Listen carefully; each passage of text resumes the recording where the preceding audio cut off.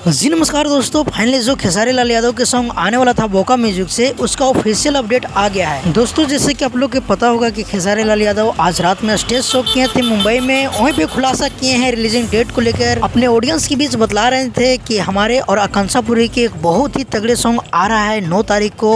तो दोस्तों इससे अनुमान लगाया जा सकता है कि 8 तारीख को पोस्टर को आउट कर दिया जाएगा या तो 7 तारीख को, और टीजर कर बहुत ही जल्द आप लोग के बीच 9 तारीख को आ रहा है फुल वीडियो सॉन्ग, जो कि कृष्णा विद्यार्थी जी का लिखा हुआ है। म्यूजिक फिर कृष्णा विद्यार्थी जी के हो सकता है। तो आप लोग इस गाना को लेकर कितना एक्साइटेड हैं हमें जरूर कमेंट करके बताइएगा। और दोस्तों छठ खत्म होते ही खेसारी लाल यादव के कंटिन्यू धमाका लगातार अब स्टार्ट होगा। 1-2 दिन बीच करके एक नया गाना आप लोग के बीच रिलीज किया जाएगा। तो फिलहाल के लिए कुछ से अपडेट था, मिलते किस अपडेट के साथ बहुत जल्द। कल आ रहा है आप सभी के बीच एक और नए छठ गीत, जो कि कल ही पोस्टर को आउट कर दिया गया था। तो मिलते किस अपडेट के साथ, जब तक के लिए जय हिंद जय भोजपुरी।